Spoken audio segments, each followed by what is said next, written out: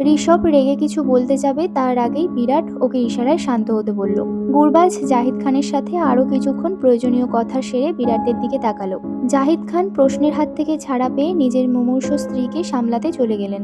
গুরবাজ বিরাটদের দিকে তাকিয়ে বলল, তোমাদের সম্পর্ক কেমন ছিল? রোহিত ভেজা কণ্ঠে বলল, আমরা সবসময় একসাথেই থাকতাম স্যার। আমাদের সবাই পঞ্চপাণ্ডব বলে ডাকতো। তাহলে ভাবুন কতটা মিল ছিল আমাদের।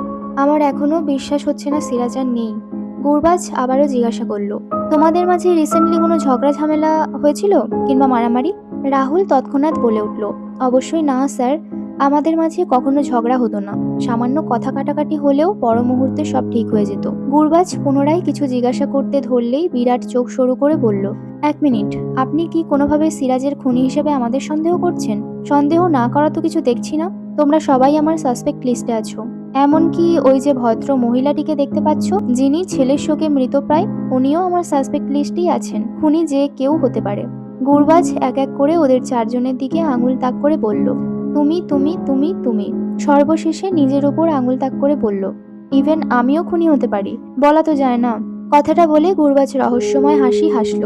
তারপর উল্টো ঘুরে যেতে ধরলেও পুনরায় ফিরে এসে সবাইকে উদ্দেশ্য করে বলল, খুনি ধরা না পড়া পর্যন্ত কেউ শহরের বাইরে পা রাখবে না, নয়তো থানায় নিয়ে গিয়ে 3rd ডিগ্রির সাথে ডিম থেরাপি ফ্রি।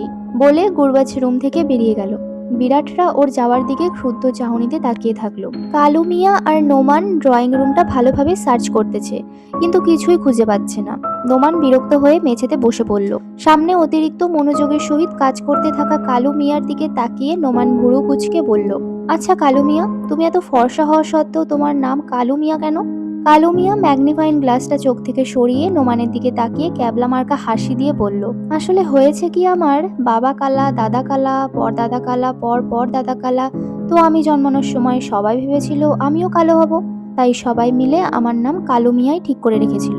কিন্তু ওপরওয়ালার কি ইচ্ছে, আমি একদম ধবল রোগীর মতন ফর্সা হলাম। তাই বংশের পরম্পরা আর বংশের মান সম্মান রক্ষার জন্য আমার নাম কালু মিয়াই রেখেছে, যেন নাম শুনে হলেও মনে হয় আমি আমার বাপ দাদার মুখে চুনকালি মাখাইনি। গুরবাজ ওদের পাশ দিয়ে যেতে যেতে গম্ভীর গলায় বলল, বেআইনি আলাপ শেষ হয়ে থাকলে কাজ শুরু করতে পারো। কালু মিয়া আর নোমান থতমত খেয়ে চটজলদি কাজ করতে শুরু করলো।